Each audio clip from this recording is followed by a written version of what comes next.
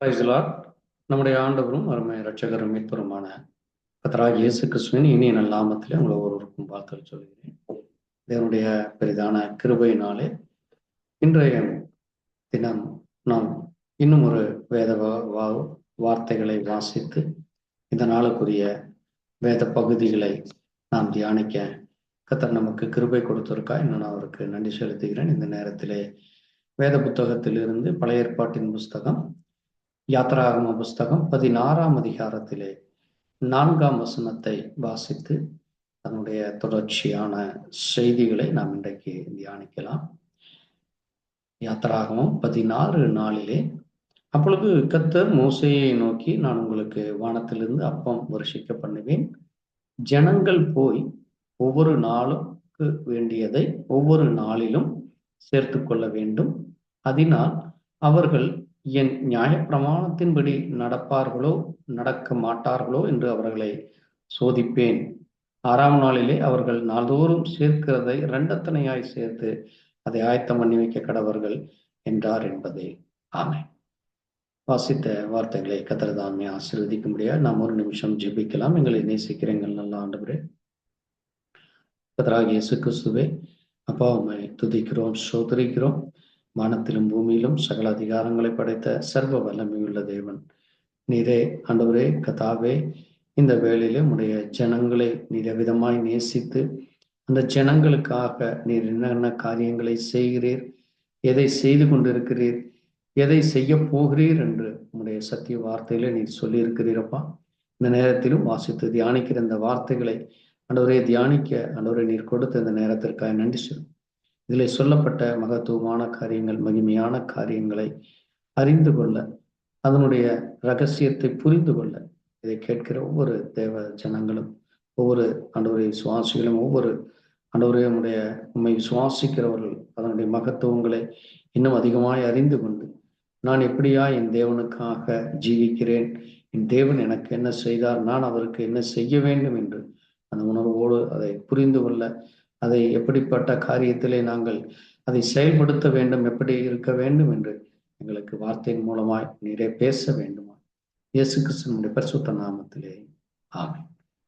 கர்த்தர் தாமே உங்களை ஒருவரையும் ஆசீர்வதிப்பாராக. இந்த நேரத்திலே நாம் வாசித்த இந்த வேத புத்தகத்திலிருந்து ஒரு சில காரியங்களை நாம் இன்றைக்கு தியானிக்க போகிறோம். இங்கே இஸ்ரவேல் ஜனங்கள் நமக்கு தெரியும், அங்கே சுமார் 430 வருடங்கள் எகிப்து என்கிற அந்த தேசத்திலே அங்கே அடிமைப்பட்டு போனார்கள். அங்கே முதலாவதாக அவர்கள் அங்கே தங்களுக்கு உணவு இல்லை என்று அங்கே யாக்கோபினுடைய காலத்திலே அங்கே எகிப்து தேசத்திற்கு செல்வதையும், பிறகு அங்கே அவர்களுடைய யாக்கோபினுடைய மகன் யோசேப்பு அங்கே இருப்பதை அவர்கள் கண்டு அவர்கள் குடும்பமாக ஒரு 70 பேர் அங்கே சென்றதும், தொடர்ந்து அங்கே 430 வருடங்களுக்கு பிறகு அவர்கள் அந்த அடிமைத்தனத்தில் இருந்து அவர்கள் அங்கே அடிமைப்படுத்தப்பட்டார்கள், கொடுமைப்படுத்தப்பட்டார்கள். அங்கே அவர்களுக்கு அநேக உபத்திரவங்கள் இருந்தது. அப்படிப்பட்ட சூழ்நிலையிலிருந்து தேவன் அவர்களை விடுவித்து அவர்களுக்கென்று ஒரு தேசத்தை, அவர்களுக்கென்று ஒரு இடத்தை கொடுக்கும்படியாய் அங்கே ஆபிரகாம் இடத்திலே அவர் வாக்குத்தத்தம் பண்ணியிருந்தார். அங்கே அந்த வாக்குத்தத்தம் பண்ணின தேவன் அதை அவர்களுக்கு எவ்விதமாய் அதை நிறைவேற்றினார் என்று அந்த ஜனங்கள் கண்கள் காணும்படியாக அவர்களை அந்த பட்டணத்திலிருந்து, அந்த எகிப்து தேசத்திலிருந்து அழைத்து கொண்டு வருகிற அந்த வழியிலே அவர் இந்த காரியத்தை பேசுகிற ஒரு முக்கியமான ஒரு வார்த்தை தான் நாம் இப்பொழுது வாசித்தது. அங்கே கர்த்தர் தன்னுடைய தாசனாகிய மோசேயை நோக்கி, நான் இங்கிருக்கிற இந்த 6 லட்சம் புருஷர்கள், இன்னும் சொல்ல போனால் ஒரு 20 ஒரு 25 லட்சத்திற்கும் அதிகமான ஜனங்கள் அங்கே குடும்பமாய் புறப்பட்டு வந்து ஆடு மாடுகள் இப்படி அங்கே மிருக ஜீவன்களோடு அவர்கள் புறப்பட்டும், அது மட்டுமல்ல பற்பல ஜாதிகள் என்று அங்கே சொல்லப்பட்டிருக்கு. ஆகவே ஒரு பெரும் திரளான கூட்டமாக அவர்கள் புறப்பட்டு வருகிறார்கள். இப்படிப்பட்ட அந்த பெரும் திரளான ஜனங்களுக்கு அவர் சொல்லுகிற ஒரு முக்கியமான ஒரு வார்த்தை தான், நான் உங்களுக்கு வானத்திலிருந்து அப்பத்தை கொடுக்க போகிறேன். ஆகவே என் ஜனங்கள் என்ன செய்ய வேண்டுமாமாம், ஒவ்வொரு நாளும் அதை சேகரித்து கொண்டு அவர்கள் நான் சொன்ன என்னுடைய அந்த நியாயப்பிரமாணம் என்கிற சட்டத்தின்படி நடப்பார்களோ நடக்க மாட்டார்களோ என்று நான் அவர்களை சோதிப்பதற்காக நான் இந்த அப்பத்தை கொடுக்கிறேன் என்று சொல்லி அவர்கள் அதை எப்படி சேர்த்து கொள்ள வேண்டும் என்ன என்று அங்கே சொல்லி இருக்கிறதை நாம் இங்கே பார்க்க முடிகிறது. அது மட்டுமல்ல, அங்கே நாம் இன்னொரு முக்கியமான ஒரு காரியத்தை பார்க்கிற பொழுது, ஆதியாகம புஸ்தகத்திலே தேவன் அங்கே ஆபிரகாமை சந்திக்க வருகிற பொழுது 18ஆம் அதிகாரத்திலே அவர்கள் 3 பேராக வருகிறார்கள். 2 தூதர்களும் அங்கே கர்த்தரும் அங்கே ஆபிரகாமை சந்திக்க வருகிறார்.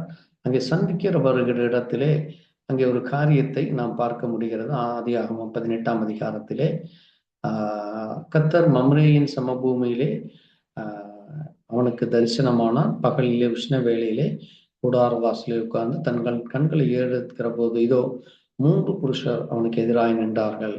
அவளை கண்டவுடன் கூடார வாசல் இருந்து அவர்களுக்கு எதிர்கொண்டு ஓடி தரைமட்டும் குனிந்து, ஆண்டவரே, உடைய கண்களில் எனக்கு கிருபை கிடைத்ததால் உங்கள் அடியனை விட்டு போக வேண்டாம், கொஞ்சம் தண்ணீரும் உங்கள் கால்களை கழுவி மரத்தடியிலே சாய்ந்து கொண்டிருங்கள், நீங்கள் உங்கள் இருதயங்களை திடப்படுத்த கொஞ்சம் அப்பம் கொண்டு வருகிறேன் என்று அங்கே ஆபிரகாம் அந்த 3 புருஷர்கள், அதிலே கர்த்தரும் இருக்கிறார், மற்ற 2 தேவதூதர்களும் இருக்கிறதை நாம் இங்கே பார்க்கிறோம். அங்கே பாருங்கள், அங்கே ஆபிரகாம் சொல்லுகிற ஒரு காரியமானது உங்கள் இருதயத்தை திடப்படுத்த அப்பத்தை கொண்டு வருகிறேன் என்று. இதிலே ஒரு முக்கியமான ஒரு காரியம், நாம் அதை ஆங்கிலத்திலே வாசிக்கிற பொழுது கம்ஃபோர்ட் என்று சொல்லுகிறோம். இன்றைக்கு கூட ராபோஜனம் எடுக்கிற பொழுது சிலர் அதை அங்கே கம்யூனியன் என்றும், சிலர் அதை திடப்படுத்துதல் என்றும் அங்கே சொல்லுவதை நாம் கேட்டிருக்கிறோம். ஆகவே இங்கே இந்த அப்பம் என்பது, இந்த அப்பம் ஒவ்வொரு மனிதனையும் அது திடப்படுத்துவதாக. அது மட்டுமல்ல, அங்கே நாம் இன்னும் ஒரு காரியத்திலே நாம் வாசிக்கிற பொழுது இந்த அப்பம் அது தேவ ஜனங்களுக்கு அது ஒரு ஆதரவு கோலாக இருக்கிறது என்று லேவியராகமும் 28-26 நாம் வாசிக்கிறோம். அவர்கள் தேவன் இந்த ஜனங்களை நேசிக்கிறவராய் இந்த ஜனங்களுக்காக அங்கே நன்மைகளை கொடுக்கும்படியாக அவர் இந்த பூமியிலே அவர் செய்கிற எல்லா காரியமும் அங்கே தன்னுடைய பிள்ளைகள் மேல் பாராட்டுகிற அந்த அன்பிற்கு அடையாளமாக இருக்கிறது. ஆகவே பாருங்கள், இந்த அப்பத்தை அவர் முதலாவது அந்த ஜனங்களுக்கு, இஸ்ரவேல் ஜனங்கள் அடிமைத்தனத்திலிருந்து வருந்துகிற பொழுது அவர்களுக்கு வானத்திலிருந்து ஒரு அப்பத்தை நான் தருகிறேன், அவர்கள் நான் சொன்னபடி நடப்பார்களா இல்லையா என்று இங்கே சொல்லுகிறதை நாம் பார்க்க முடிகிறது.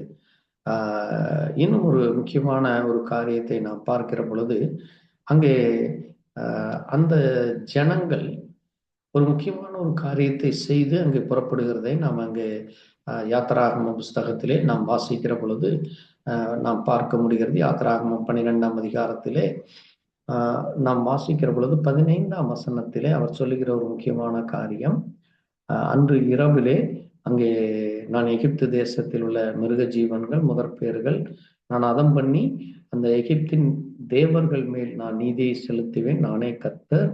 அது மட்டுமல்ல, நீங்கள் இருக்கும் வீட்டிலே அந்த இரத்தம் உங்களுக்கு அடையாளமாக இருக்கும், அந்த நான் இரத்தத்தை கண்டு உங்களை கடந்து போவேன், நான் எகிப்து தேசத்தை அழிக்கும் பொழுது அழிக்கும் வாதை உங்களுக்குள்ளே இராதபடி நீங்கள் பார்த்து கொள்ளுங்கள். ஆகவே இந்த நாள் அது உங்களுக்கு ஒரு நினைவு கூறுதலாக இருக்க வேண்டும், அதை நீங்கள் தலைமுறை தலைமுறையாக ஆசிரியுங்கள் என்று சொல்லி அது ஒரு பஸ்கா பண்டிகையாக நாம் அங்கே இஸ்ரவேலர்கள் கொண்டாடினார்கள். அதைத்தான் இன்றைக்கும் கூட அந்த பஸ்கா என்பதை நாம் இன்றைக்கு கம்யூனியனாக எடுத்துக்கொண்டிருக்கிறோம். இதிலே ஒரு மிக முக்கியமான ஒரு காரியம் என்னவென்று அங்கே பார்க்கிற பொழுது 15ஆம் வசனத்திலே சொல்லப்பட்டிருக்கிறது. யாத்திராகமம் 12:15 புளிப்பில்லாத அப்பத்தை 7 நாள் அளவும் புசிக்க கடவீர்கள், முதல் நாளில் தானே புளித்த மாவை உங்கள் வீடுகளிலிருந்து நீக்க வேண்டும், 1ஆம் நாள் தொடங்கி 7ஆம் நாள் வரைக்கும் புளித்த அப்பம் புசிக்கிறவன் எவனோ அந்த ஆத்துமா இஸ்ரவேலில் இருந்து அறுப்புண்டு போடப்படும், நான் போடுவேன். 1ஆம் நாளில் பரிசுத்த சபை கூடுதலும் 7ஆம் நாளில் பரிசுத்த சபை கூடுதலும் இருக்க வேண்டும்.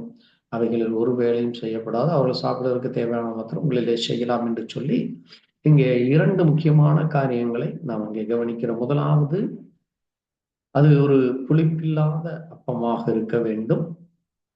இன்னொன்று, புளிப்புள்ள அப்பத்தை வீடுகளில் இருந்து நீக்க வேண்டும்.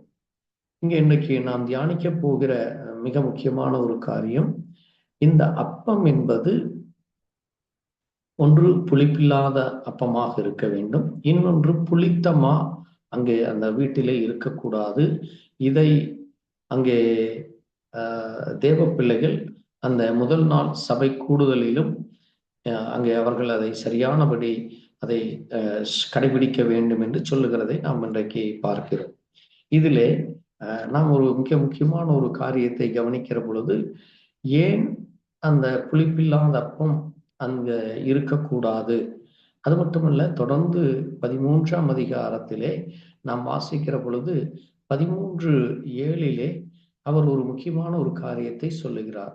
6ஆம் வசனத்திலே கூட அவர் சொல்லுகிற காரியம், புளிப்பில்லாத அப்பத்தை 7 நாள் அளவும் புசிக்க கடவாய், 7ஆம் நாளிலே கத்தரிக்கு பண்டிகை ஆசரிக்கப்படுவதாக என்று சொல்லி, அந்த 7ஆம் நாளும் புளிப்புள்ள அப்பம் புசிக்க வேண்டாம், புளிப்புள்ள அப்பம் உன்னிடத்தில் காணப்படவும் வேண்டாம், உன் எல்லைக்குள் எங்கும் புளித்த மாவும் உன்னிடத்தில் காணப்பட வேண்டாம் என்று இங்கே சொல்லுகிறார்.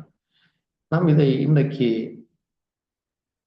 எழுத்தின் பிரகாரமாய் அல்ல, ஆவிக்குரிய பிரகாரமாக இந்த புளித்தமா புளிப்பில்லாதமா என்ன என்று நாம் தியானிக்க போகிறோம். அது ஆண்டவராகிய இயேசு கிறிஸ்துவும் இதை குறித்து அங்கே தன்னுடைய சீடர்களுக்கு சொன்ன வசனத்தோடு நாம் அதை இணைத்து, இந்த அப்பம் என்றால் என்ன, இந்த அப்பம் எதற்கு ஒரு அடையாளமாக இருக்கிறது, இந்த அப்பத்தை அது ஏன் புளிப்புள்ள அப்பம் புளிப்பில்லாத அப்பம் என்று அங்கே வேறுபடுத்தி காட்டப்பட்டிருக்கிறது என்று நாம் இன்றைக்கு அதை குறித்து தியானிக்கலாம். அதற்கு முன்பாக நம்முடைய ஆண்டவராகிய இயேசு கிறிஸ்து இங்கே அவர் இந்த பூமியிலே மனிதனாக அங்கே பிறப்பதற்கு அவர் தெரிந்து எடுத்த இடம் பெத்லகேம். ஏன் பெத்லகேம் என்றால், பெத் என்றால் வீடு, ஏல் என்றால் ஏலோகிம் தேவனை குறிக்கிறது. ஆகவே தேவனுடைய வீடு அது பெத்லகேமாக இருக்கிறது. அது மட்டுமல்ல, அங்கே ஹேம் என்பது பெத் ஏல் ஹேம், அதைத்தான் 3ஆக அங்கே பிரிக்க வேண்டியிருக்கிறது. பெத் ஏல் ஹேம், அதான் பெத்லகேம். இந்த பெத் என்பது வீட்டையும், ஏல் என்பது தேவனையும், ஹேம் என்பது அது அப்பத்தை குறிக்கிறதாக இருக்கிறது. அது ஒரு துண்டு அப்பமாக இருக்கிறது. பாருங்கள், தேவனுடைய வீட்டிலே இந்த அப்பத்தை நாம் புசிப்பதற்கு அடையாளமாக அந்த பெயர் இருக்கிறது. அதுவே ஒரு மிகுந்த ஆச்சரியமான ஒரு தேவனுடைய பிள்ளைகள் அங்கே அந்த அப்பத்தை புசிப்பதற்கு அது ஒரு பரிசுத்தமான ஸ்தலமாக, அது மட்டுமல்ல அங்கே புளிப்புகள் காணப்படக்கூடாது என்றும், அதை எவ்விதமாய் புசிக்க வேண்டும், அதை எவ்விதமாய் அதை கை கொள்ள வேண்டும் என்று வேதத்திலே நாம் அநேக வார்த்தைகள் மூலமாய் அதை நாம் அறிந்திருக்கிறோம். பாருங்கள், இங்கே இன்னும் ஒரு மிக முக்கியமான ஒரு காரியம், இஸ்ரவேல் ஜனங்கள் அங்கே அநேக பண்டிகைகளை கொண்டாடுகிறார்கள். அந்த பண்டிகை நாட்களிலே அங்கே அவர்கள் அந்த அப்பம் புசிக்கிற பண்டிகைகளை பார்க்கிற பொழுது ஒரு 3 அப்பங்களை வைப்பார்கள். அதிலே நடுவிலே இருக்கிற அந்த அப்பம் கோஷர் அப்பம் என்று பெயர். இந்த கோஷர் என்பது எப்படி தயாரிக்கப்படுகிறது என்றால், அதிலே எண்ணெயும் உப்பும் இல்லாதபடி தயாரிக்கப்படுகிற, அது கோதுமையிலிருந்து தயாரிக்கப்படுகிறதாக இருக்கிறது. அது வார்கோதுமையோ அல்லது மற்ற எந்த ஒரு பொருளிலோ அல்லாமல் அது கோதுமையாக இருக்கிறது. பாருங்கள், கோதுமை என்பது தேவனுடைய பிள்ளைகளுக்கு அடையாளமாக இருக்கிறது. ஏன் அது கோதுமையாக இருக்க வேண்டும் என்றால், தேவன் தான் ஆண்டவர் இயேசு கிறிஸ்து கூட மத்தேயுவிலே சொல்லும் பொழுது அவர் கோதுமையை, அவர் களையையும் கோதுமையும் அங்கே தனியாக அவர் பிரிக்கிறதை பார்க்கிறோம். ஆகவே கோதுமையானது அது எந்த விதமான ஒரு கலப்பிடம் இல்லாமல் அது ஒரு எல்லா கால சூழ்நிலைக்கும் அது புசிக்கக்கூடிய ஒரு நல்ல உணவாக இருக்கிறது. ஆகவே பாருங்கள், இந்த கோதுமை அது தேவனுடைய பிள்ளைகளுக்கு, ஒரு விசுவாசிக்கு அது ஒரு அடையாளமாக இருக்கிறது. அது மட்டுமல்ல, இந்த நடுவிலே இருக்கிற அந்த கோஷர் அப்பம் அது உடைக்கப்பட்டு காணப்படுகிறது. ஏன் அதை உடைக்கப்பட்டு காணப்படுகிறது என்றால், அதில் ஒரு ஆசீர்வாதமான ஒரு காரியம் இருக்கிறது. அந்த உடைப்பு அது மீட்புக்கு அடையாளமாக இருக்கிறது. ஏனென்றால் ஆண்டவராகிய இயேசு கிறிஸ்துவினுடைய சரீரம், அது சரீரத்திற்கு அடையாளமாக இருக்கிறது. அந்த அப்பம் என்பது அந்த அப்பம் உடைக்கப்பட வேண்டும். அது ஏன் உடைக்கப்பட வேண்டும் என்றால், அந்த தேவன் நீதியுள்ள தேவன், பரிசுத்தம் உள்ள தேவன்.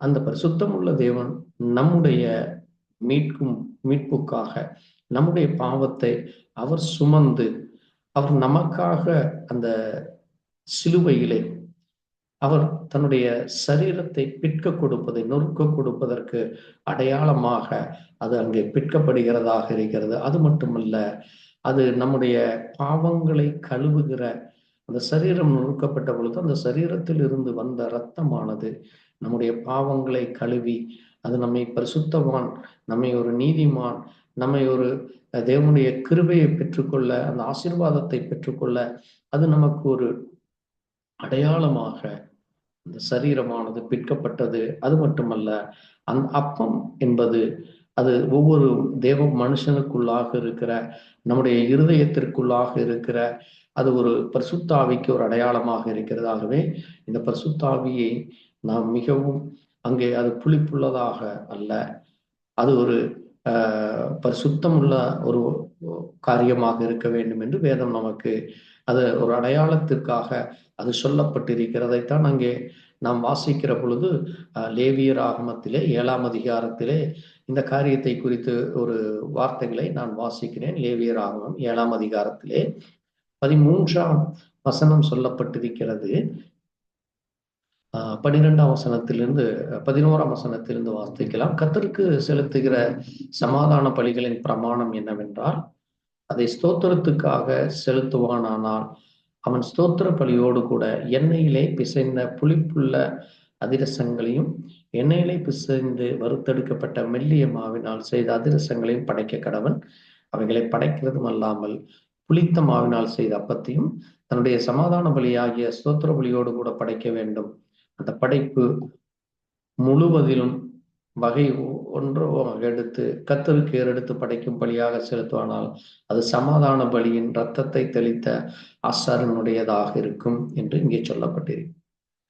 பாருங்கள், ஒரு இடத்திலே சொல்லப்பட்டிருக்கிறது புளிப்பில்லாத அப்பம். வேதத்தில் அநேக இடங்களிலே புளிப்பில்லாத அப்பம் என்று சொல்லப்பட்டிருக்கிறது. ஆனால் இங்கே சமாதான பலியின் பிரமாணம் என்ன என்றால், அது ஸ்தோத்திர பலிக்காகவும், அது மட்டுமல்ல, அங்கே தேவனை நாம் மகிமைப்படுத்துகிற, அங்கே கனப்படுத்துகிற காரியத்திற்காக, தேவனிடத்திலிருந்து சமாதானத்தை பெற்றுக்கொள்வதற்காக இங்கே என்ன செய்யப்படுகிறதாமா, அது ஸ்தோத்திர பலியோடு கூட எண்ணெயிலே பிசைந்த, அதுவும் அது எண்ணெயிலே வறுத்தெடுக்கப்பட்ட மெல்லிய மாவினால் செய்யப்பட்டதாக இருக்க வேண்டும் என்று சொல்லப்படுகிறது. ஏன் அது எண்ணெயோடு சேர்க்கப்பட வேண்டும்?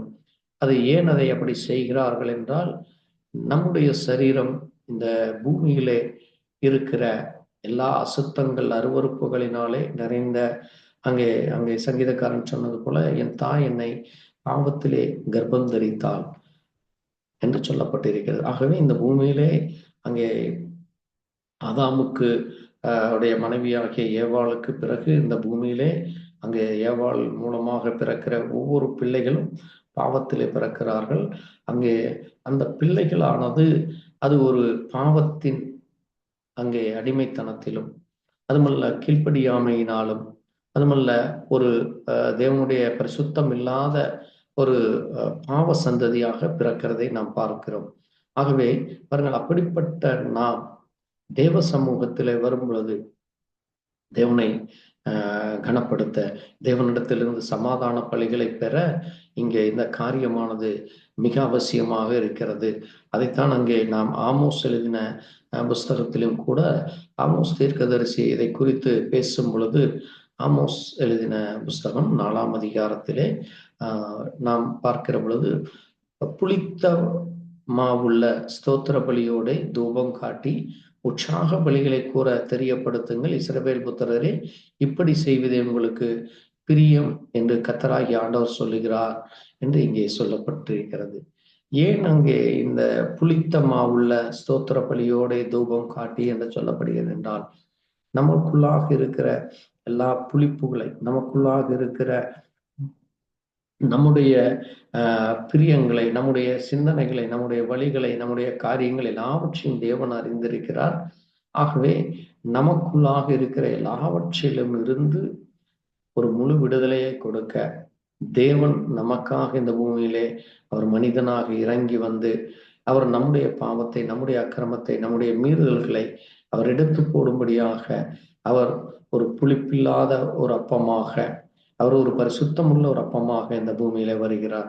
ஆகவேதான் அது நம்மை திடப்படுத்துகிறதாக, அது மட்டுமல்ல, அது நம்மை தேவனுடைய சமூகத்திலே சேர்ப்பதற்கு, அந்த தேவனுடைய அப்பம் என்கிற அந்த வீட்டிற்குள்ளாய் நம்மை சேர்ப்பதற்கு அடையாளமாக இருக்கிறது. ஆகவேதான் இங்கே நாம் வாசித்த யாத்ராகமம் 16 வானத்தின் அப்பத்தை நான் உங்களுக்கு கொடுப்பேன் என்று ஆண்டவர் சொல்லுகிறார்.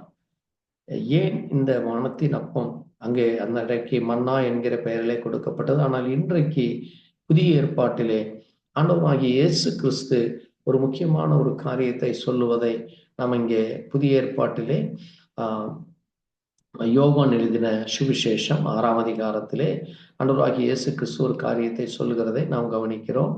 6ஆம் அதிகாரம் 35ஆம் வசனத்திலே அங்கே அவர் சொல்லுகிற காரியம், இயேசு அவர்களை நோக்கி, ஜீவாப்பம் நானே, என்னிடத்தில் வருகிறவன் ஒரு காலம் பசியடையான், என்னிடத்தில் விசுவாசமா இருக்கிறவன் ஒரு காலம் தாகமடையான் என்று சொல்லி இங்கே தன்னை ஜீவ அப்பம் என்று சொல்லுகிறார். பாருங்கள், இங்கே நாம் பார்த்தோம், தேவன் பெத் ஏல் ஹேம் என்று நாம் அங்கே பார்க்கிறோம். ஏல் என்றால் தேவன் என்ற அர்த்தம். தேவன் தான் ஜீவனை உடையவர். அந்த ஜீவனை உடைய தேவன் அங்கே இன்றைக்கு ஹேமாக, அங்கே அவர் அந்த அப்பமாக, இங்கே ஜீவ அப்பமாக இன்றைக்கு இந்த பூமியிலே 2000 ஆண்டுகளுக்கு முன்பாக இயேசு கிறிஸ்து என்கிற பெயரிலே இந்த பூமிக்கு வந்து அவரிடத்திலே நாம் வரும் பொழுது இங்கே உலக பிரகாரமான பசி அல்ல, அல்லது உலக பிரகாரமான தாகம் அல்ல, நமக்குள்ளாக இருக்கிற ஆத்ம தாகத்தை, நமக்குள்ளாக இருக்கிற தேவனிடத்திலே சேர வேண்டும், தேவனுடைய அந்த பரிசுத்த அப்பத்தை புசித்து நாம் திடனடைய, பெலனடைய, நித்திய ஜீவனை பெற்றுக்கொள்ள நாம் அவரிடத்திலே வருகிறதற்கு இது ஒரு அடையாளமாக அங்கே இயேசு கிறிஸ்துவானவர் அங்கே சொல்லுகிற வார்த்தை தான் இந்த ஜீவாப்பம் என்று. ஏன் இந்த ஜீவாப்பம் என்று நாம் பார்க்கிற பொழுது, அவர் தன்னை இந்த பூமியிலே அங்கே இழந்து போன ஒன்றை தேடும்படியாக, அதைத்தான் அங்கே அவர் 19ஆம் வசனத்திலே சொல்லும் பொழுது, அவர் தன்னை 39ஆம் வசனத்திலே அவர் சொல்லுகிறார், அவர் எனக்கு தந்தவைகளில் ஒன்றையும் நான் இழந்து போகாமல் கடைசி நாளில் அவைகளை எழுப்புவதே என்னை அனுப்பின பிதாவின் சித்தமாய் இருக்கிறது என்று சொல்லுகிறார். பாருங்கள், தேவன் இந்த பூமியிலே மனிதனை படைத்து, இந்த மனிதன் தேவனை விட்டு வழி விலகி போகக்கூடாது, அல்லது தேவனை விட்டு அவன் இழந்து போகக்கூடாது, தன்னுடைய ஆத்துமா அறிவில்லாமலோ அல்லது அங்கே பாதாளத்திலோ அழிந்து அந்த நித்திய ஆக்கினியிலோ அவன் சென்று போடாதபடி அவனை தன்னுடைய சமூகத்திலே கொண்டு வரும்படியாக, தன்னிடத்திலே திரும்ப வரும்படியாக தேவன் இந்த பூமியிலே மனிதனாக வந்து தன்னை யார் விசுவாசிக்கிறார்கள், அதைத்தான் அங்கே 40ஆம் வசனம் சொல்லுகிறது, குமாரனை கண்டு அவரிடத்தில் விசுவாசமாய் இருக்கிறவன் எவனோ நித்திய ஜீவனை அடைவதும் நான் அவனை கடைசி நாளில் எழுப்புவதும் என்னை அனுப்பினவருடைய சித்தமாக இருக்கிறது என்று அங்கே அவர் சொல்லுகிறார். பாருங்கள், ஆகவேதான் அவர் இந்த பூமியிலே குமாரனாக வந்தார். அவரை கண்டவர்கள் அதை குறித்து சாட்சி சொன்னார்கள். அதைத்தான் அங்கே நாம் அப்போஸ்தலர் நடவடிக்கைகளே அங்கே 1ஆம் அதிகாரத்திலே அங்கே எழுதப்பட்டிருக்கிற ஒரு வார்த்தையானது நாம் வாசிக்கிறோம். பாருங்கள், அது மிக உண்மையாக இருக்கிறது, அது பரிசுத்தமாக இருக்கிறது, அது தேவனுடைய பிள்ளைகளுக்கு அது ஒரு ஆசீர்வாதமானதான ஒரு காரியமாக இருக்கிறது. பாருங்கள், அங்கே சொல்லப்பட்டது, தியோப்பேலுவே இயேசுவானவர் தாம் தெரிந்த அப்போஸ்தலருக்கு பரிசுத்தாவின் கட்டளையிட்டு எடுத்துக்கொள்ளப்படும் நாள் வரைக்கும் செய்யவும் உபதேசிக்கவும் தொடங்கின எல்லாவற்றையும் குறித்து முதலாம் பிரபந்தத்தை உண்டு பண்ணினார். அவர் பாடுபட்டு 40 நாளும் அப்போஸ்தலருக்கு தரிசனமாகி தேவனுடைய ராஜ்யங்களுக்குரியவர்களை அவர் பேசினார் என்று அங்கே அது மட்டுமல்ல 7ஆம் வசனத்திலே சொல்லும்பொழுது பிதாவானவர் தம்முடைய ஆதீனத்திலே வைத்திருக்கிற காலங்களையும் வேலைகளையும் அறிகிறது உங்களுக்கு அடுத்ததல்ல. பரிசுத்தாவின் இடத்தில் வரும்பொழுது நீங்கள் பலனடைந்து யூதேயாவிலும் முழுவதிலும் சமாரியாவிலும் பூமியின் கடைசி பிறந்து எனக்கு சாட்சியா இருப்பீர்கள் என்று சொல்லி அங்கே பேசுகிற காரியத்தை பார்க்கிறோம். ஆகவே பாருங்கள், அவர் இந்த பூமியிலே அவர் வரவும் பாடுபடவும் அவர் நம்ம ஒவ்வொருவருக்காக மறிக்கவும் அது தேவனுடைய ராஜ்யத்துக்குரிய காரியங்களை அவர் பேசினார் என்று இங்கே சொல்லப்பட்டிருக்கிறது. ஆகவே அவர் இந்த பூமிக்கு நம்மை மீட்கும்படியாய் வர வேண்டும், நம்ம ஒவ்வொருவரையும் அவரோடு சேர்த்து கொள்ள அந்த தேவனுடைய ராஜ்யத்திற்கு நாம் பங்காளிகளாக அவர் இந்த பூமியிலே வந்தார் என்பதை இங்கே அவர் தம்மை உயிரோடு இருக்கிறார் என்று அவர் தன்னை காட்டினார் என்று இங்க இருக்கிற அப்போஸ்தலர்கள் அதை குறித்து சாட்சி சொல்லுகிறதை நாம் பார்க்க முடிகிறது. ஆகவே தேவன் தன்னுடைய பிள்ளைகளுக்கு இப்படிப்பட்ட காரியத்தை செய்ய அவர் வாஞ்சையாக இருக்கிறார். அது மட்டுமல்ல, இன்னும் ஒரு முக்கியமான ஒரு காரியத்தை நாம் வாசிக்கிற பொழுது ஆண்டவராகிய இயேசு கிறிஸ்து இந்த பூமியிலே இருந்த பொழுது எப்படி அன்றைக்கு அந்த பஸ்கா பண்டிகை புசிக்கிற பொழுது அதை புளிப்பில்லாமல் புசிக்க வேண்டும் என்று சொன்னாரோ அதற்குரிய ஆவிக்குரிய அர்த்தத்தை இப்பொழுது நாம் வேதத்தின் மூலமாக நாம் வாசித்து ஏன் அந்த காரியம் அன்றைக்கு அந்த அப்பம் புசிக்கிற நாளிலே சொல்லப்பட்டது, இப்பொழுது இந்த புளிப்புள்ள அப்பம் என்ன புளிப்பில்லாத அப்பம் என்ன என்று நாம் இன்றைக்கு இயேசு கிறிஸ்துவினுடைய வார்த்தையின் மூலமாய் நாம் அறிந்து கொள்ள இங்கே அதற்கு ஆதாரமாக மத்தேயு 18ஆம் அதிகாரத்திலே ஒரு முக்கியமான ஒரு காரியத்தை ஆண்டவராகிய இயேசு கிறிஸ்து சொல்லுவதை நாம் இங்கே வாசிக்க முடிகிறது. பாருங்கள், அவர் சொல்லுகிற ஒரு காரியமானது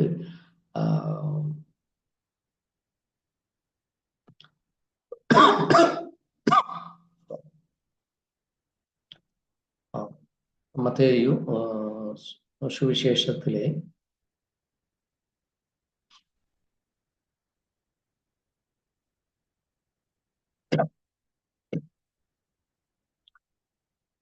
பரிசேயர் சதுசேயர் என்பவர்களுடைய புளித்த மாவுகளை குறித்து நீங்கள் எச்சரிக்கையாயிருங்கள் என்று அவர் சொல்லுகிற ஒரு காரியத்தை நாம் இங்கே காண முடிகிறது. பாருங்கள், ஏன் அவர் இந்த பரிசேயர் சதுசேயர் என்பவர்களுடைய அந்த புளித்த மாவை குறித்து பேசுகிறார் என்று நாம் பார்க்கிற பொழுது அது மிக எச்சரிக்கையான ஒரு காரியமாக இருக்கிறது.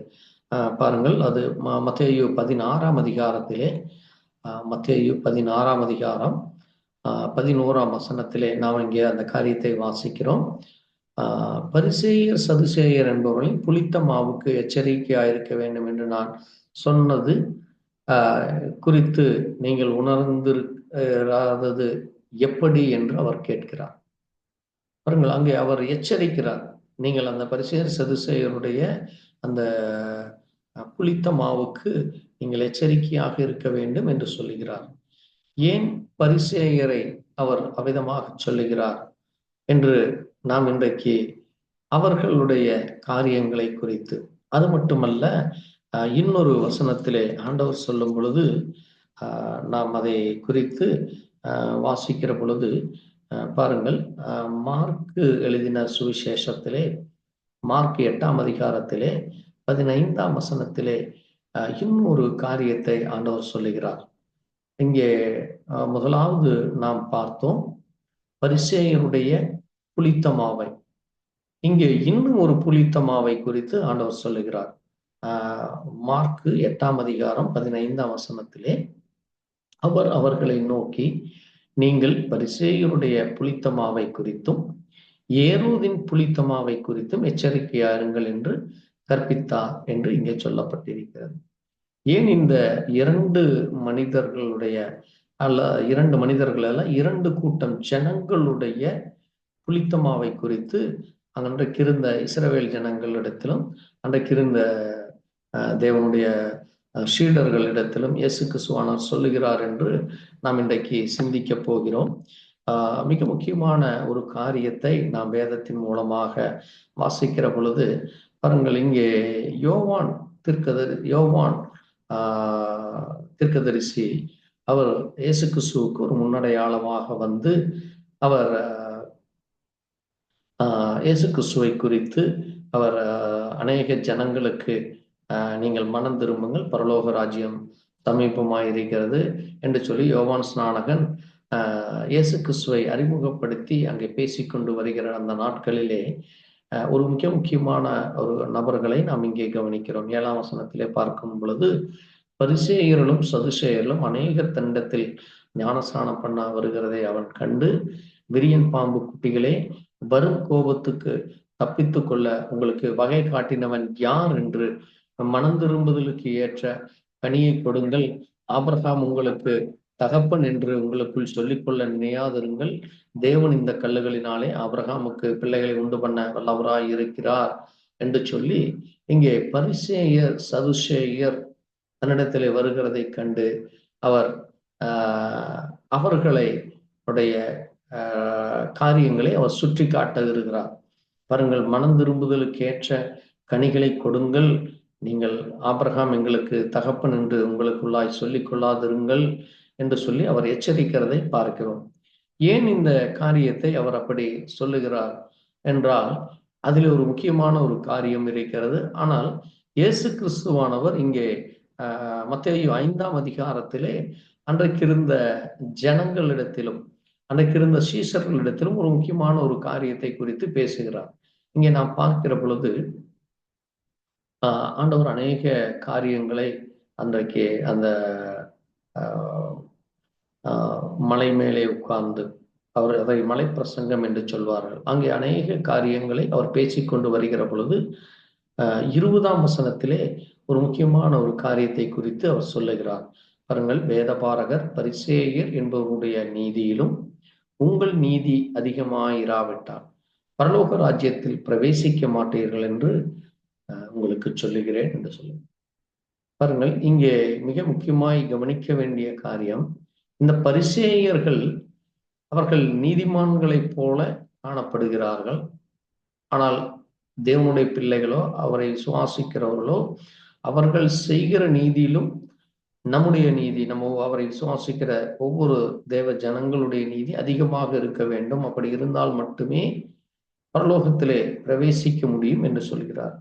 ஏன் இந்த பரிசேயர்கள் இப்படி என்று நாம் பார்க்கிற பொழுது, இந்த பரிசேயர்கள் அங்கே ஒரு முக்கியமான ஒரு காரியத்தை இயேசு கிறிஸ்துவோட அவர் எந்த இடத்திற்கு சென்றாலும் அவர் செல்லுகிற இடத்துல இவர்கள் பின்தொடர்ந்து சென்று அவரை அநேக காரியங்களிலே அவரிடத்திலே அவர் தர்க்கம் பண்ணுவதும், அது மட்டுமல்லாத தங்களை அங்கே பெரிய மனிதர்களாக காட்டிக்கொள்வதும், அங்கே தங்களை அங்கே மேன்மைப்படுத்திக் கொள்கிற காரியத்தை நாம் அங்கே வேதத்தில் அநேக இடத்திலே பார்க்கிறோம்.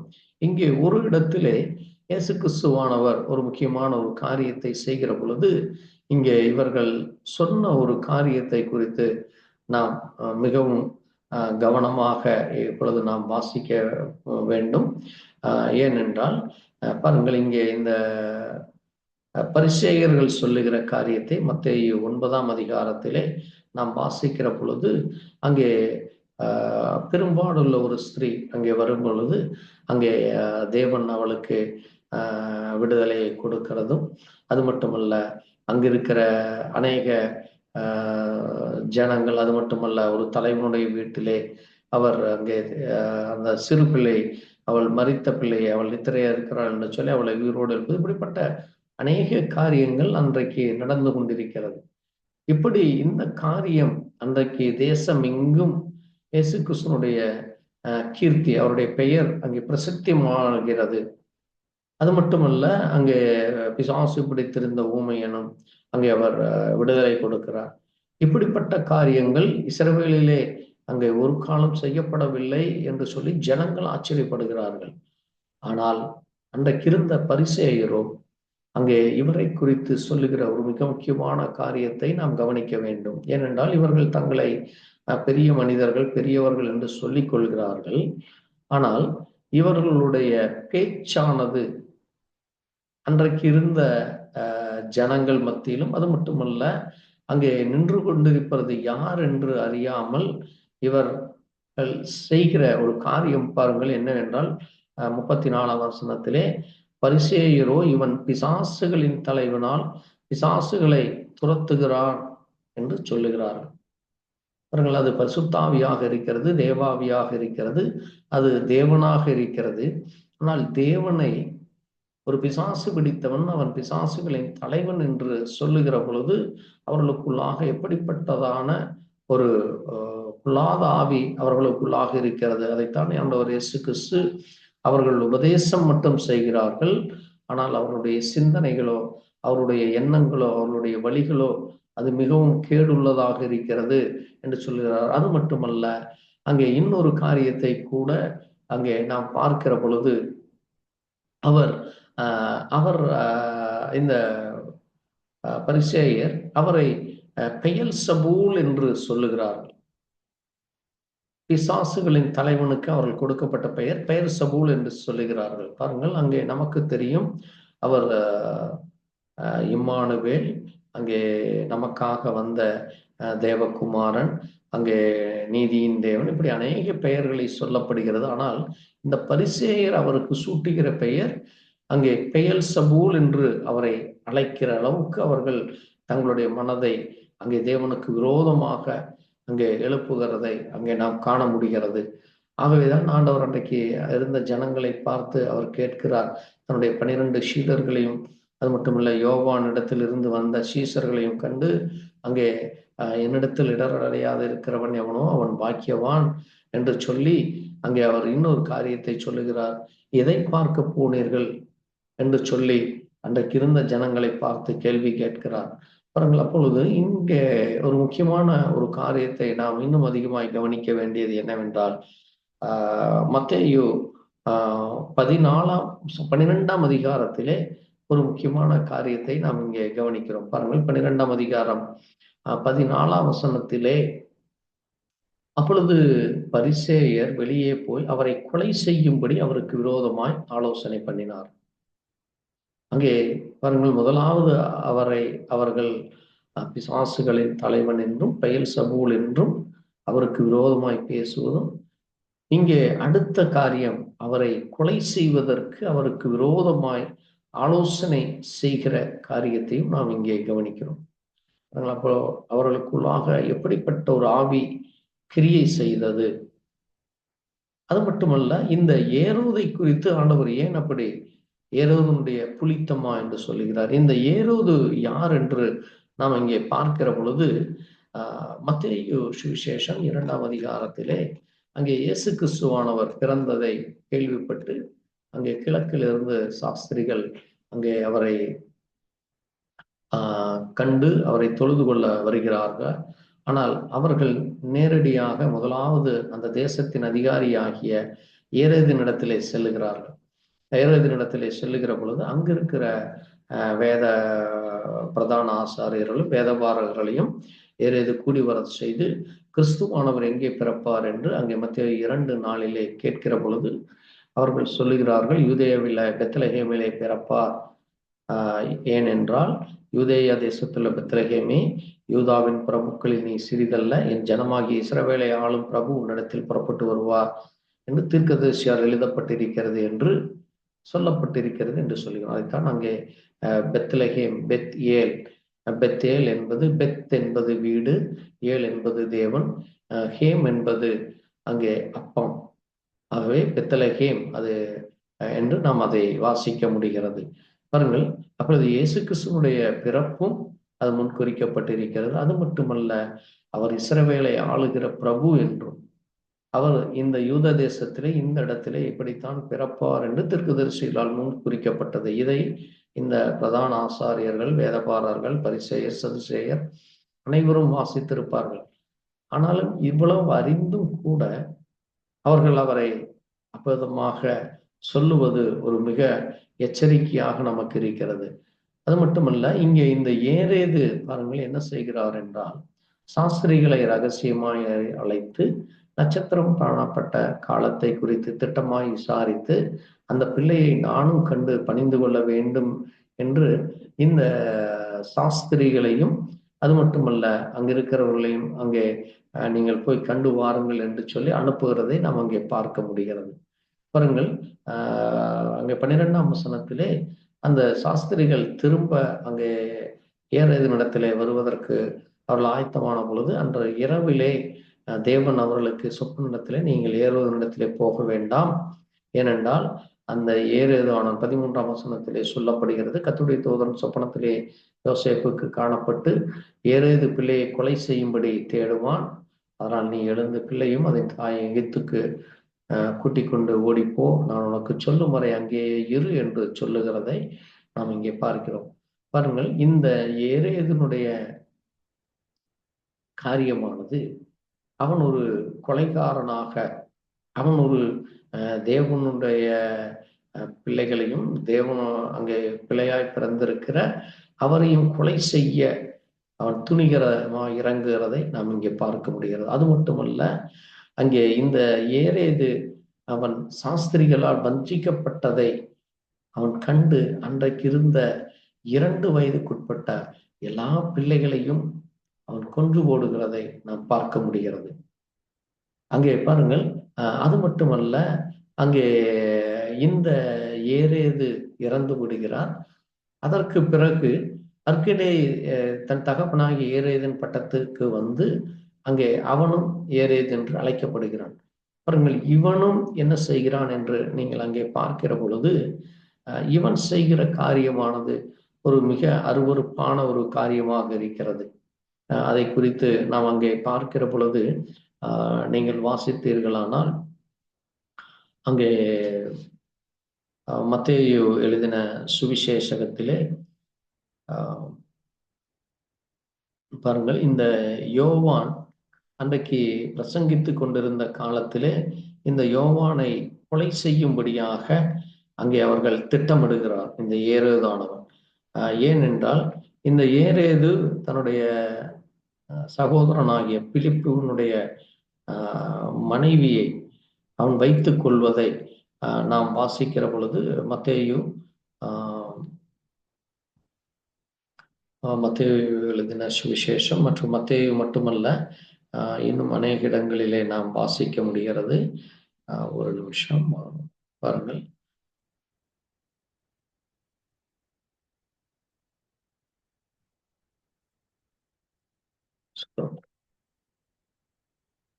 மார்க்கு எழுதின சுவிசேஷத்திலே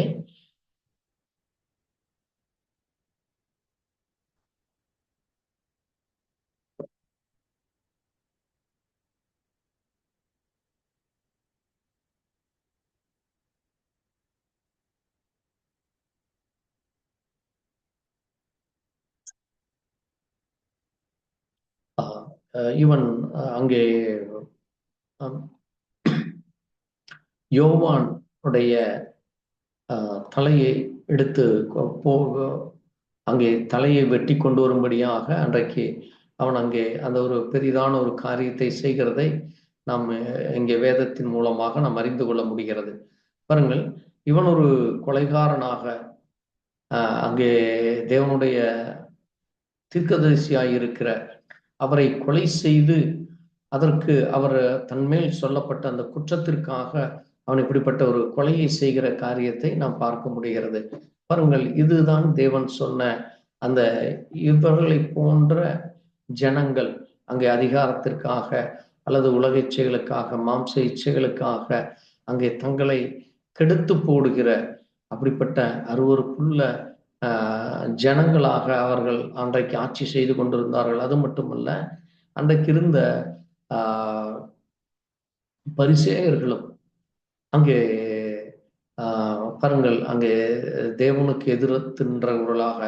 அது மட்டுமல்ல, நாம் அங்கே யோவான் 7ஆம் அதிகாரத்திலே அன்றைக்கு இருந்த சேவகர்கள் அங்கே அவரை பிடிக்க செல்லும் பொழுது அங்கே சேவகர்கள் வந்து அவன் பேசுகிற பேச்சு, இயேசு கிறிஸ்து பேசுகிற பேச்சு ஒருவரும் பேசினதில்லை என்று சொல்லுகிற பொழுது 47ஆம் வசனத்திலே பரிசேயர், நீங்களும் வஞ்சிக்கப்பட்டீர்களா?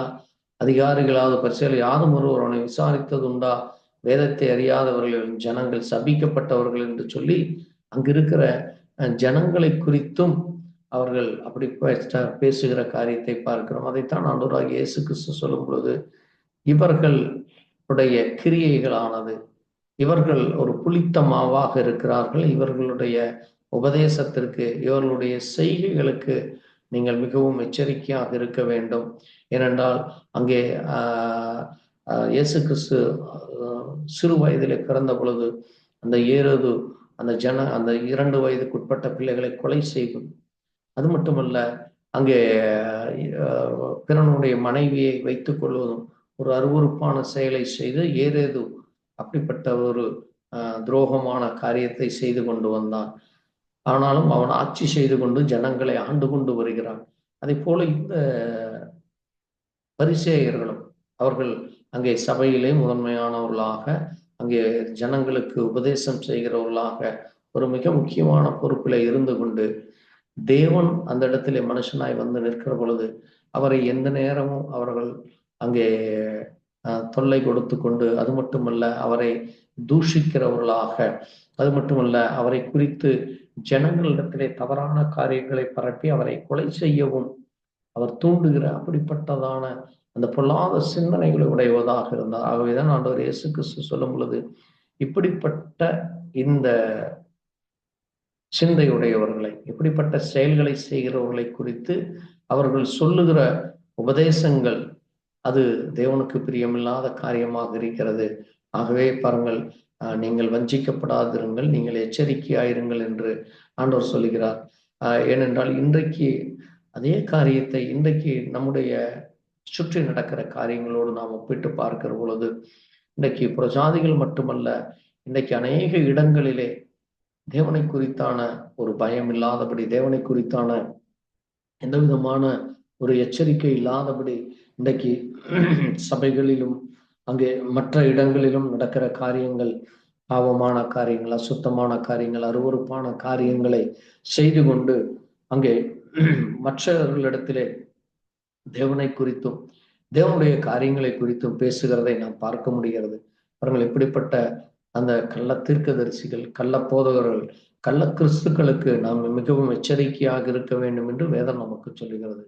ஆகவே இந்த தேவன் அவர் நமக்காக இந்த பூமியிலே அங்கே தன்னுடைய சரீரத்தை ஒப்பு கொடுத்து, அந்த சரீரம் நமக்கு பாவ மன்னிப்பையும் மீட்பையும் பரிசுத்தத்தையும் நித்திய ஜீவனையும் கொடுக்கிறதாக இருக்கிறது. ஆகவேதான் அவர் சொல்லும் பொழுது, நான் பரிசுத்தராய் இருப்பது போல நீங்களும் பரிசுத்தராய் இருங்கள், இந்த அப்பத்தை புசிக்கிறவன் மறியாமலும் அவன் என்னென்றைக்கும் என்னோடு கூட இருப்பான் என்று அவர் சொல்லுகிறார். ஆகவே தேவனுடைய பிள்ளைகள் அந்த புளித்த மாவை போல தன்னுடைய ஜீவியத்திலே அந்த அசுத்தமோ அருவருப்போ அல்லது அங்கே பதவிக்காக அல்லது பொருளுக்காக தங்களை கெடுத்து கோடுகிற ஒரு அருவருப்புள்ள ஜனங்களாக இல்லாதபடி பரிசுத்தாவிக்கு விரோதமாய் அங்கே சொல்லும் பொழுது அது இம்மையிலும் மறுமையிலும் அங்கே மன்னிப்பு இல்லை என்று வேதம் அங்கே எச்சரிக்கிறது. ஆகவே நாம் மிக கவனமாக மிக ஜாக்கிரதையாக இருந்து நாம் ஒரு புளிப்புள்ள அப்பமாக அல்லாதபடி, நாம் ஒரு காலத்திலே புளிப்புள்ள அப்பமாக இருந்தோம்,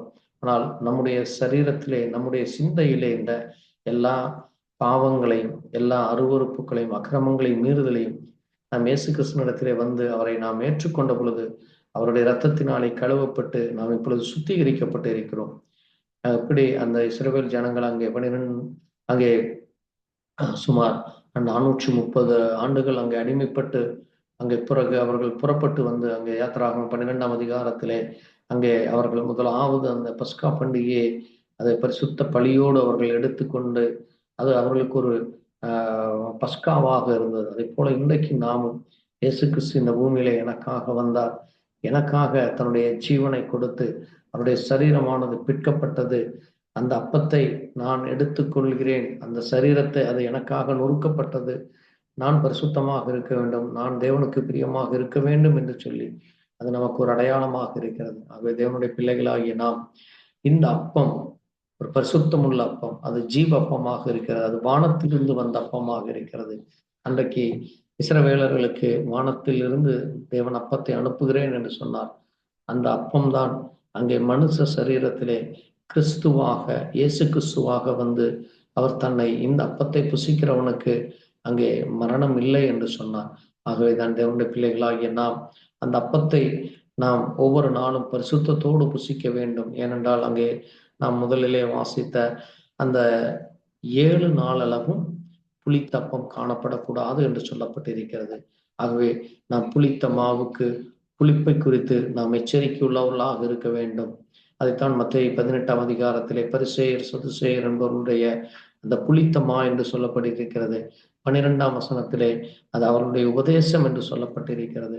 பாருங்கள், அவர்கள் உபதேசிக்கிறார்கள், ஆனால் அவர்களுக்குள்ளாக இந்த கொலை செய்கிற எண்ணங்கள், அங்கே தூஷிக்கிற, தேவனை தூஷிக்கிற காரியங்கள், அது மட்டுமல்ல அவரிடத்துல எப்பொழுதும் குற்றம் காணுகிற, குற்றம் கண்டுபிடிக்கிற சிந்தை, இப்படிப்பட்ட காரியங்கள் பரிசேயரிடத்தில் இருந்தது. அதே போல ஏதேனுடைய புளித்த மாவுக்கு எச்சரிக்கையாயிரு என்று ஆண்டவர் சொல்லுகிறார். ஏதேனிடத்திலும் அதே போல அங்கே கொன்று போடுகிற, பிள்ளைகளை கொன்று போடுகிற துணிகரம் உள்ள காரியங்கள், அது மட்டுமல்ல தேவனுக்கு விரோதமாக அங்கே ஒரு பரிசுத்தம் உள்ள ஒரு ஜீவியம் இல்லாதபடி ஒரு அசுத்தமான ஜீவியம், அது மட்டுமல்ல ஜனங்களை அடிமைப்படுத்தி வைத்துக் கொண்டும் ஜனங்களை தவறாய் வழிநடத்தி கொண்டுகிற இப்படிப்பட்ட காரியமானது அன்றைக்கு ஆண்டு கொண்டிருந்த ஜனங்களுக்குள்ளாய் காணப்பட்டது. அதிகாரிகளுக்குள்ளாக, அங்கே ராஜாக்களுக்குள்ளாகவும் கூட அப்படிப்பட்ட காரியம் காணப்பட்டதை நாம் பார்க்க முடிகிறது. ஆகவே தேவனுடைய பிள்ளைகளாகிய நாம் புளிப்புள்ள அப்பம் அல்ல, புளிப்பில்லாத அப்பமாகிய பரிசுத்த அப்பத்தை நாம் ஒவ்வொரு நாளும் புசிக்கவே தேவன் நம்மை அங்கே நம்முடைய இருதயத்தை திடப்படுத்தவும், நம்முடைய எல்லை எங்கிலும் காணப்படக்கூடாது என்று யாத்திராகமம் 13:7 சொல்லப்பட்டிருக்கு. நம்முடைய வீட்டிலோ, நம்முடைய சபையிலோ, நம்முடைய தேசத்திலோ இப்படிப்பட்ட பொல்லாதை செய்கிற ஒருவரும் தேவ சமூகத்திலே வர முடியாது என்று அது நமக்கு ஒரு எச்சரிக்கையாக இருக்கிறது. ஆகவே அன்றைக்கு தேவன் இஸ்ரவேல் ஜனங்களுக்கு யாத்திராகமம் 16:16 வானத்தில் இருந்து நான் உங்களுக்கு அப்பத்தை தருகிறேன் என்று சொன்னார். அது இன்றைக்கு இயேசு கிறிஸ்துவனுடைய அந்த அப்பமாக இருக்கிறது. இயேசு கிறிஸ்துவனுடைய சரீரத்திற்கு அடையாளமாக இருக்கிறது. ஆகவே அந்த கோஷர் அப்பம் என்பது அது பிக்கப்பட்ட ஒரு அப்பமாக இருக்கிறது. அந்த அப்பம் அது எண்ணெயிலும் உப்பு இல்லாதபடி ஒரு பரிசுத்தம் உள்ள ஒரு அப்பமாக இருக்கிறது. ஆகவே தேவனுடைய பிள்ளைகளாகிய நமக்குள் இருந்த எல்லா உலகத்தினுடைய எண்ணெய்களை தேவன் நம்மை கழுவி சுத்திகரித்தார். எல்லா நமக்குள்ளாக காணப்பட்ட அந்த உப்புத்தன்மைகளை நம்மளிருந்து எடுத்து போட்டார். ஆகவேதான் நீங்கள் எனக்கு சாட்சியா இருக்கிறீர்கள், நீங்கள் உலகத்தில் உப்பாய் இருக்கிறீர்கள் என்று சொன்னார். அந்த உப்பு ஆனது அது நம்முடைய வெளி ஜீவியத்தை காட்டுகிறதாக இருக்கிறது, நம்மளே காணப்படுகிற கிரியைகளாக இருக்கிறது. ஆக தேவனுடைய பிள்ளைகளாகிய நாம் கோதுமை மணிகளாக இந்த பூமியிலே தேவனுக்கென்று ஒரு கனி கொடுக்கிற ஜனங்களாக, மற்றவர்களை தேவனிடத்தில் அழைத்து கொண்டு வருகிற ஒரு கருவிகளாக தேவன் நம்மை பயன்படுத்த, இந்த வார்த்தையின் மூலமாய் தேவன் நம்மோட கூட பேசினதற்காய் நம்ம அவருக்கு நன்றி சொல்லி நம்ம ஒரு நிமிஷம் ஜெபிக்கலாம். எங்களை நேசிக்கிற எங்கள் நல்ல ஆண்டவரே, வானத்தையும் பூமியும் படைத்த சர்வ வல்லமை உள்ள தேவனை, கர்த்தராகிய இயேசு கிறிஸ்துவே, அப்பா அந்த நேரத்திலே வானத்தின் அப்பத்தை குறித்து நாங்கள் ஆண்டவரே வாசித்து தியானித்தோம். அப்பா, நீரே வானத்தின் அப்பமாய் இருக்கிறீர். அது புளிப்பில்லாத அப்பமாக இருக்கிறது. அது எங்களுக்காக மறிக்கப்பட்ட, எங்களுக்காக ஆண்டவரை நொறுக்கப்பட்ட அந்த கோஷர் அப்பமாக இருக்கிறது. கர்த்தாவே, அந்த அப்பத்தை புசிக்கிறவன் அவன் என்னைக்கும் அறியாமலும் அவன் என்னோடு கூட இருப்பான் என்று நீர் சொன்னிருக்கிறீரப்பா. ஆண்டவரே, நாங்கள் அந்த அப்பத்தை புசிக்கவும், அந்த அப்பத்திலே ஆண்டவரே நாங்கள் உம்மோடு கூட பரிசுத்தத்தோடு அதை எடுத்துக்கொள்ளும் நீர் எங்களை தகுதிப்படுத்துறக்காய் நன்றி சொல். இதை கேட்கிற ஒவ்வொருவரும் ஆண்டவரே தங்களுடைய ஜீவியத்திலே காணப்படுகிற எல்லா புளிப்புகளை எடுத்து போட தேவ கிருபையை, தேவனுக்கு பிரியமாய் இருக்க, தேவனுடைய வார்த்தையின்படி ஜீவிக்க கர்த்தர் இரக்கம் பாராட்ட வேண்டுமா? இயேசு கிறிஸ்துவினுடைய பரிசுத்த நாமத்திலே ஆமென். கர்த்தர் தாமே உங்களை ஒவ்வொருவரையும் ஆசீர்வதிப்பாராக. எங்களுக்காக, எங்களுடைய ஊழியங்களுக்காக ஜெபித்துக் கொள்ளுங்கள். கர்த்தர் உங்களோடு கூட இருப்பாராக. Amen. Praise to God. Thank you.